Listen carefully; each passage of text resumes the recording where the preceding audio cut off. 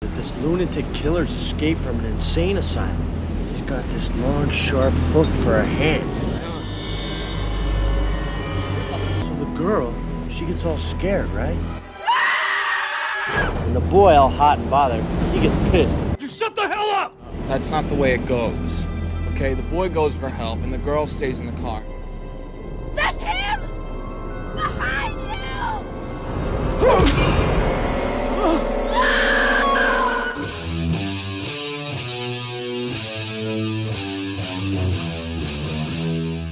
I Know What You Did Last Summer was a 1973 novel written by Lois Duncan. Kevin Williamson adapted the novel into a screenplay with very little interest, but after the massive success of Scream, I Know What You Did Last Summer was rushed into production. It's the 4th of July and friends Julie, Ray, Helen and Barry are celebrating graduation. On their way home from a party, they hit a pedestrian walking down a curved corner. After weighing up the consequences of reporting this to the police, they make a pact to keep it a secret in hopes of saving their futures. 1 year later, Julie returns home from college for summer break.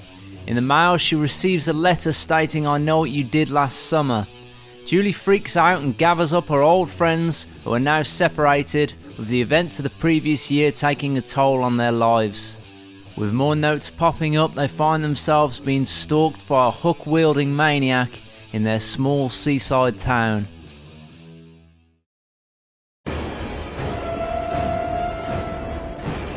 When writing the screenplay, Williamson changed the setting of the novel to a small fishing village and made the villain a hook-wielding fisherman.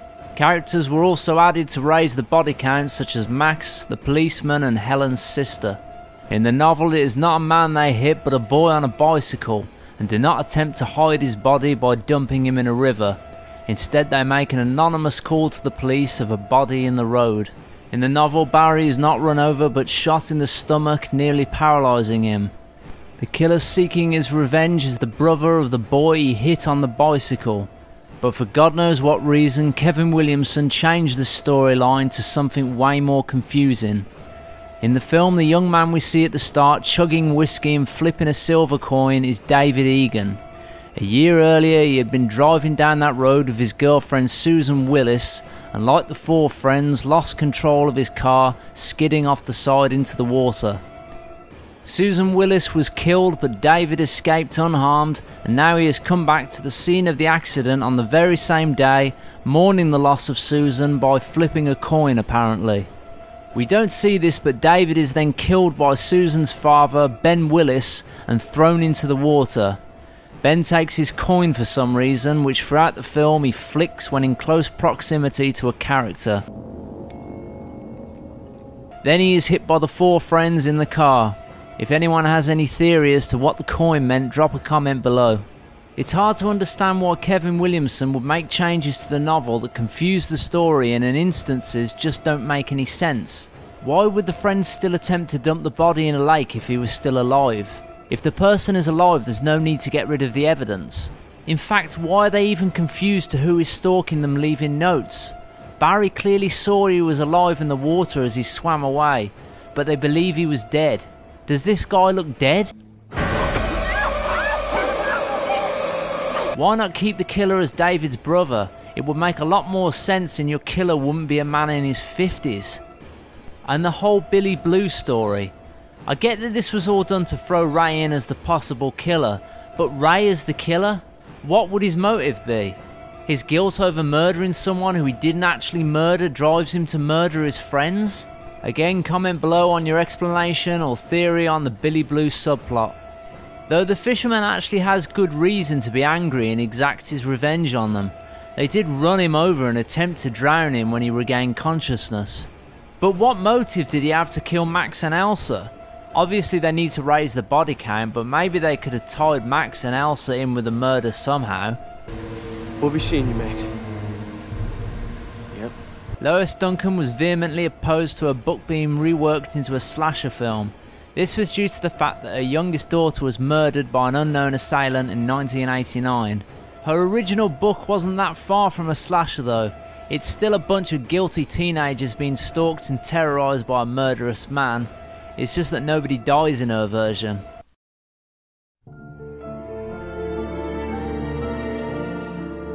Filming began on March 31st, 1997 and took place over a period of 10 weeks. Scottish director Jim Gillespie was hired to direct the film after being suggested by writer Kevin Williamson. Approximately 7 weeks of the 10-week shoot took place at night, which Gillespie says was difficult for the cast and crew. According to producer Stokely Chafflin, the producers sought out actors who were beautiful but likeable. Director Gillespie recalled that though he had been unfamiliar with the screenplay's source material, roughly 60 to 65% of the young women auditioning had read the novel as children. The majority of the film was set in Southport, North Carolina. The blind curve where the car accident occurs earlier in the film was shot at Colma Gulch near Jenner, California, as was the cliff and rock shown at the beginning of the film. The scene in which the four friends are seated around a campfire on the beach next to a wrecked boat was inspired by a painting Gillespie had seen. To achieve the image, the art department purchased an old boat in Bodega Bay, cut it in half and placed it at the beach location. The remaining scenes were filmed primarily around the town of Southport, North Carolina. Specific sites such as the Amuzu Theatre where the beauty pageant is held, the old yacht basin and Southport Fish Company. Julie's house is on Short Street just north of Southport Marina. The daytime sequences shot on the marina show multiple vessels traversing the water. Though real vessels, the boat traffic was orchestrated by a marine traffic coordinator to make the waterway appear lively. The final sequence on the boat was shot on an actual waterbound vessel on the Cape Fear River, which proved difficult for the actors and crew. According to Gillespie, the filmmakers nearly lost the boat while attempting to dock it due to the volatile waters, after which they were forced to leave and shoot other footage until the following day. Gillespie chose to film virtually no on-screen blood as he did not want the film to be overly gratuitous in terms of violence. The scene in which Elsa has her throat slashed while standing against a glass door had originally been shot from behind without any blood appearing on the glass. However, the producers worried that the scene appeared medically impossible, after which Gillespie reshot it with a visual effect of blood splattering across the glass. It was decided that a death sequence needed to occur earlier in the film to establish a sense of legitimate danger for the main characters. The scene in which Max is murdered in the crab factory was subsequently filmed and implemented into the final cut to achieve this. In the original script, his character was not killed. The original ending of the film featured a sequence in which Julie receives an email reading "I still know." The ending was scrapped for the more dramatic ending featured in the final cut of the film, in which Julie finds the same message scrawled on a shower stall just before the killer comes crashing through the glass. I Know What You Did Last Summer opened theatrically in North America on October 17, 1997. The film had been made on a $17 million budget and it grossed a total of $126 million worldwide. The film received mixed reviews on release, mainly negative. Overall, despite the confusing storyline, I think this was a good film, but in being compared to Scream, it was harshly criticised. I Know What You Did Last Summer? Ooh, what a crock of shit.